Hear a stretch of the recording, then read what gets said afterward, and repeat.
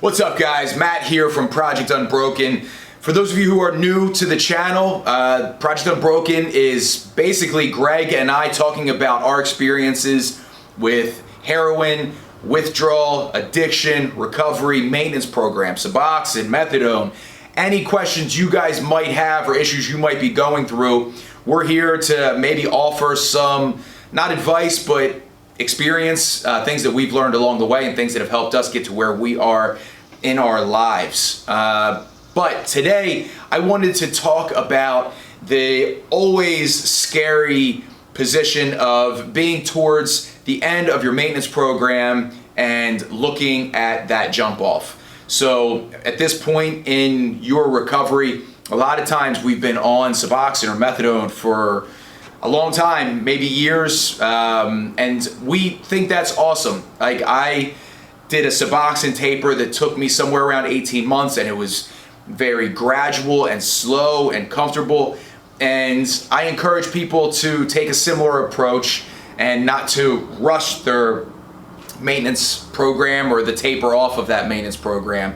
And I think it's a really good way, as long as there's a blueprint or a plan to go off of, at least loosely, you can navigate the difficult parts of recovery a little bit easier, because you don't have to worry about withdrawal and all that shit that comes along with it. And it allowed me to kind of start putting my life together in a way that I would be able to, I'd be able to live without drugs or my Suboxone for me, and it really worked out well. So again, right off the bat, hopefully if you're getting ready to taper off, you've had a nice, long, comfortable tapering process. And that's usually what we find most people have. From start to finish, at least in that middle part, everybody's like, I've been doing great, like it's been really comfortable, but now I'm at 2 milligrams or for methadone, or at like 0.25 milligrams of Suboxone, and I'm getting ready to go to nothing, and I'm really scared and I'm freaking out and I don't know what to do. So how do we approach this? First, I think you're going to have to understand that it's going to be a little bit uncomfortable. As Greg and I have mentioned in many of our videos and discussions, you're going from a position where you've always, or at least for a really long time, you've had some sort of chemical dependency that you could rely on, or that I used to rely on, that we relied on to make us feel better in stressful situations or uncomfortable situations. We had that kind of almost like a security blanket to lean back on. And I mean, for me, that's why I did heroin in the first place, is because it made me feel like everything was okay when I was really stressed out. I just didn't have any other coping mechanisms. And we relied on these chemicals or drugs or whatever to make us feel better. So now we're getting to a point where we're not gonna have that to depend on. And I think a lot of times I've related this to like a breakup with a long-time boyfriend or girlfriend or whatever. It's just where you've had that person there and it's comfortable and they make you feel good and there's a sense of security around that person. When you break up with that person, it's the same kind of feeling. You're like, oh, I just don't feel the same without them. And even if that person is a really negative influence in your life and they're making your life really shitty, you still miss that secure feeling about that person. And it's the same way with drugs. And you just have to understand that the mere fact that you've been relying on this substance or these substances for such a long time, even though you have a nice, smooth, slow tapering process, when you get to the end and you're like, oh shit, it's really over, there's going to be a little bit of heartbreak there, just because you've had a relationship with these chemicals for such a long time. You got to learn to just understand that that's going to be the reality of the situation, and it's going to sting a little bit. But that doesn't mean you're going to go through terrible withdrawals. You're not going to have the cold sweats. You're not going to be, having the stomach issues. You might have a little bit of anxiety, again, around the fact that you're not going to have this in your life. but it's not going to be like coming off of anything cold turkey. You've been giving your body the slow taper that it needs so it doesn't go into that crazy withdrawal. So just understand that. You're going to be fine. And if you look on our website under the Success Stories tab, it's from you guys in the comments section that have kind of followed our advice on this, and you've gotten to the other side, and we just screenshot the comments when you guys let us know where you're like, hey, I'm so far off, I'm 3 months off, I'm 6 months off, and everything's fine. Like, I can't believe I was so scared to get to this point. Once you get there, you'll understand it's not that bad. So keep all that in mind. But also, the whole point of having a long tapering process, or a major part of that point, besides giving your body the time it needs to adjust to the chemicals and them not being in there, the other point is you're supposed to use this time to start establishing and creating healthy habits in your lifestyle. And there's a couple reasons that we want to do this, and I think this is really overlooked by a lot of you guys. And if you pass this stuff and you think it's not important, your tapering process towards the end, from a little bit to nothing, is going to be way more difficult. And here's some things we're looking at. A lot of the advice that Greg and I give for the tapering process and the healthy habits that we suggest people put into their lives, they're not just random necessarily. All of them are intended to help you maximize the natural production of the feel-good chemicals in your body. So we're looking at dopamine, serotonin, endorphins, oxytocin. These are all hormones in your body that are produced in different ways that really allow you or us to feel good about ourselves, to feel happy, to improve our self-esteem, to, improve our relationships, all that stuff. If we aren't actively pursuing healthy ways to maximize production of those chemicals or hormones, you're going to not feel good.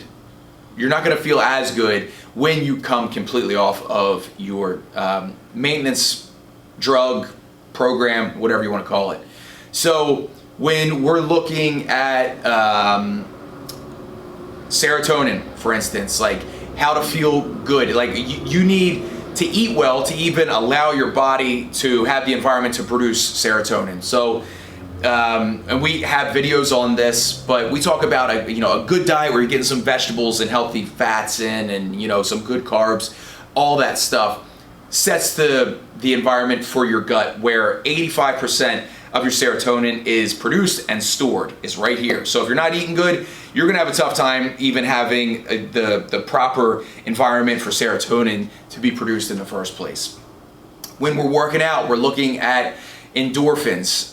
When we set lofty goals for ourselves and we accomplish difficult tasks and we start new projects and we do things that scare us, that releases dopamine. When we create relationships and try to break down those barriers that a lot of us as addicts have built up because they make us uncomfortable, we produce oxytocin. So all these things that we do allow us to feel really good without any maintenance program or any other substance for that matter. So we talk a lot of times about exercise, or joining a gym that has like group classes in it, or yoga, or go take some painting classes, like something that is going to challenge you. It's going to allow you to grow as a person. It's going to make you feel a sense of accomplishment as you continue to climb and progress in whatever you choose. So it doesn't necessarily have to be a difficult physical task. I do prefer those and I suggest those, jiu-jitsu, whatever it may be, because of the production, the natural production of endorphins and dopamine are really, really helpful. And that's kind of how I fell into exercise, and that's why I continue to exercise. It's because it helps me up here. Everything else, being healthy physically, not being overweight, whatever, it's all awesome kind of byproduct of exercise. But the main reason is to keep my brain feeling good and keep me in a positive place.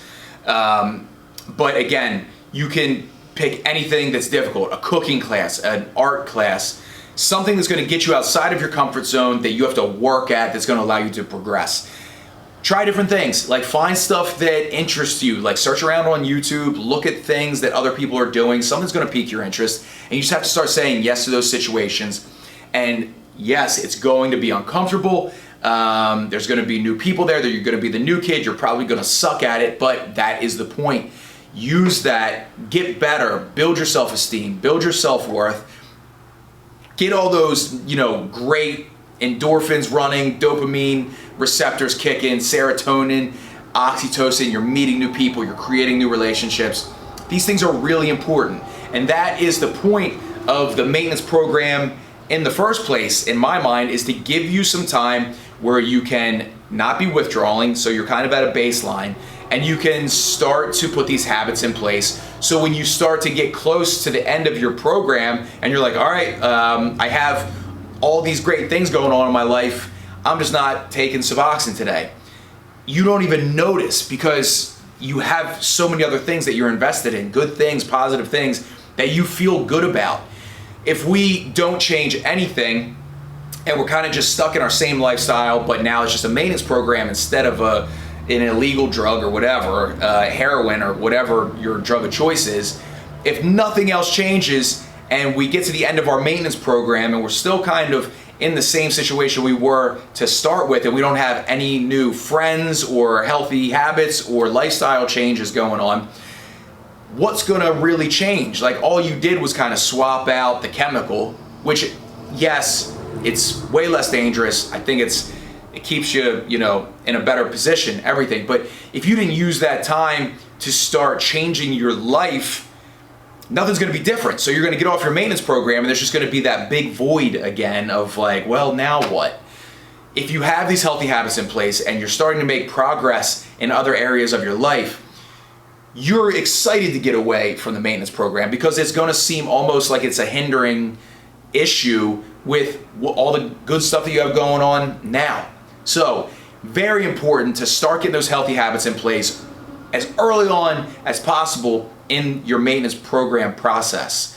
If you're at the point where you're just about done, say you have a couple weeks left of your program, great, you still have time. Like, go sign up at a gym, go sign up at a yoga studio, whatever. Sign up for a college course, online, anything where you can just start to make some progress in a positive direction. You don't want to get to the end of your maintenance program and be exactly where you started with the rest of your life. You need to be making progress. You need to be making, you need to have momentum in a positive direction for you to just walk away from your maintenance program and not feel any issues at all right? So the maintenance program is only gonna bring you so far along in this process. You need to do work on your end to make sure that you're putting yourself in a position to be in a better spot by the time you're off of this thing in general. Mentally, physically, emotionally, there's a lot that you can do to feel better, but you need to get the process rolling early on. I'm gonna leave it there for today, guys. I know in Greg's last video, he kind of explained where we've been at, so sorry for the lack of content over the last couple months, but we miss you guys. We appreciate all the love and comments that you continue to send us, even though we've kind of been MIA, but we're back on track. We got videos coming. Keep the comments coming, keep the emails coming, success stories, questions, all that stuff, and we're gonna get right back to you. So thanks for everything, guys, and I will talk to you soon. See ya.